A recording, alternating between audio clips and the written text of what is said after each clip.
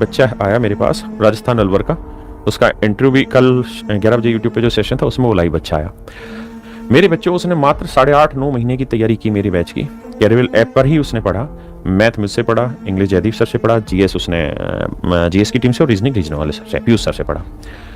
मात्र 8 से 8.5 महीने में, 8 से 8.5 महीने में मेरे प्यारे बच्चों, मात्र 8 से 8.5 महीने में उसने कंप्लीट एसएससी की तैयारी कर ली।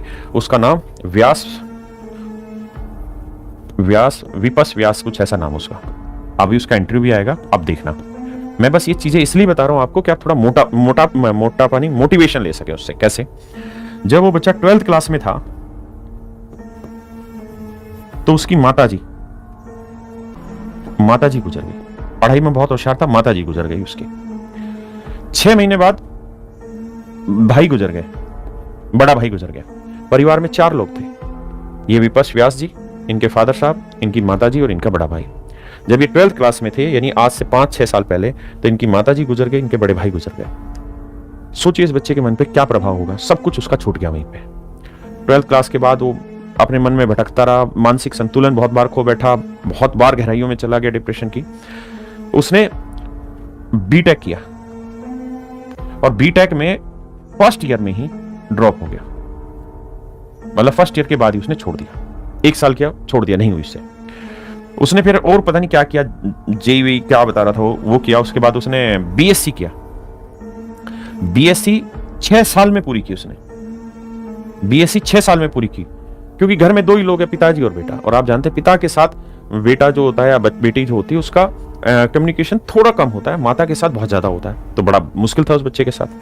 मेरे दोस्तों, जिन बच्चों का मैथ कमजोर है वो अब ध्यान से मेरी बात सुनना। जिन बच्चों का मैथ कमजोर है वो मेरी बात ध्यान से सुनना।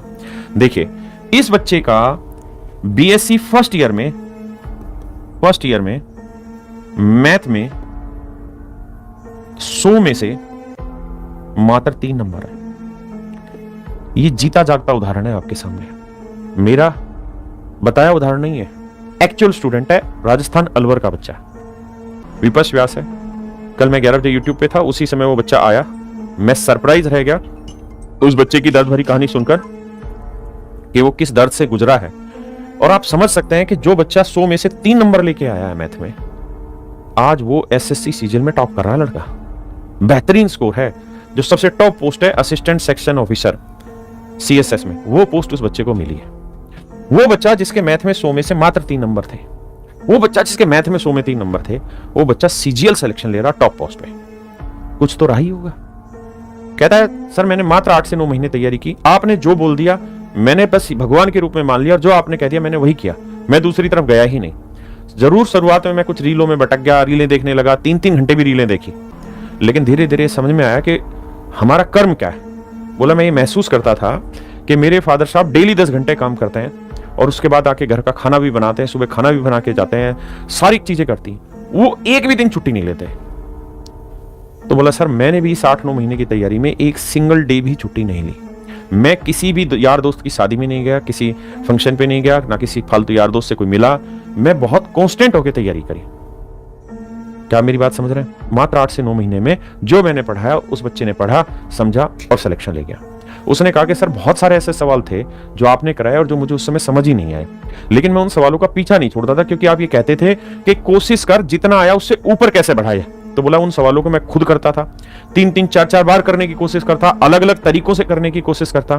तब जाके बोला कई बार तो ऐसा भी हुआ है कि एक सवाल में मैं फंस गया और मैंने 2.5 घंटे लगाए उस सवाल को पूरी तरह समझने में, आधा घंटा लगा कुछ सवालों को पूरी तरह समझने में, लेकिन मैंने समझा। और सर मात्र 8.5 महीने की तैयारी में मेरा फाइनली सिलेक्शन हुआ और मेरी ड्रीम पोस्ट पे सिलेक्शन, सबसे टॉप पोस्ट है असिस्टेंट सेक्शन ऑफिसर की, क्योंकि मात्र 5 साल के अंदर, 5 से 6 साल के अंदर ये बच्चा सेक्शन ऑफिसर बन जाएगा, गस्टेड पोस्ट मिल जाएगी।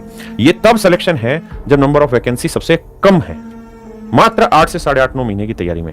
अब आप खुद समझ सकते हैं कि क्या है कहानियां। 100 में से जिस बच्चे के मैथ में 3 नंबर आए हैं, वो सीजीएल में मैथ में 100/100 नंबर ला रहा है, मतलब 100% नंबर ला रहा है। जो मैं पढ़ा रहा हूं उसको बस ध्यान से घर पे बैठ के पढ़ रहा है। कोई लाइब्रेरी ज्वाइन नहीं करी, कहीं नहीं गया, कमरे के कोने पे बैठा रहता था, पढ़ता रहता था, बैठा रहता था, पढ़ता रहता, बस एक ही चीज सोचता था। मेरे पिताजी रोज 10 घंटे काम कर रहे हैं, उसके बाद घर का काम कर रहे हैं, वो एक भी दिन ऑफ नहीं कर रहे कि आज मेरा मन नहीं काम करने का।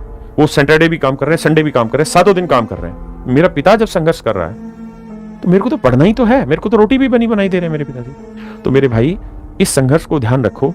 अगर आप मन करके लगोगे पढ़ने में, 10 जगह भटकाव मत ले जाओ। आज इस टीचर के पास जाके माथा मारिया, आज उसके पास माथा मारिया, उसके क्लास नोट्स उठा लिए, उसके क्लास नोट्स उठा लिए। रैंक 1, 2, 5, 10 इन पे मत जाओ, रियल स्टोरीज पे जाओ। आप देखेंगे पूरे साल यूट्यूब पे जो लोग हंगामा काट रहे हैं, उनके सिलेक्शन गिनोगे ना तो 1 से 2 वो भी इधर उधर से उठाए हुए होते हैं। और जो लोग सिंसियरली पढ़ा रहे हैं, आप उन बच्चों से अपने आस पड़ोस में पूछ के देखो जिनके सिलेक्शन हुए, लगातार लगातार, थोड़े बहुत नहीं, हजारों की संख्या में सिलेक्शन है। तो भाई मेहनत करो एक तरीके से और चुपचाप से फिर उस पर काम करो, ठीक है। और इस बच्चे का इंटरव्यू मैंने लिया, जब मैंने इसकी कहानी सुनी तो मुझे बड़ा दुख हुआ कि यार इस बच्चे के साथ बड़ा बुरा हुआ, लेकिन बहुत खुशी हुई कि वो बच्चा उस अंधेरे कुएं से बाहर निकला और आप जैसे हजारों भाइयों को रोशनी देगा। अब सवाल पे आते हैं। इसलिए जो मैं कहता हूं ना, मेरे एक एक शब्द को ध्यान से कर लो। आपका सिलेक्शन कोई रोक ही नहीं पाएगा। जो पढ़ा रहा हूं बस उसको ध्यान से पढ़ो और कुछ नहीं। मैं कह रहा हूं ना कि छोटी छोटी बातों पे गौर करो। आप सीधा ऑप्शन से वैल्यू उठा के मत जाओ। अभी 8 की जगह 4 पे ट्राई करो, क्योंकि ये नींव मजबूत हो रही धीरे धीरे। इन्हीं से सारी चीजें बननी है।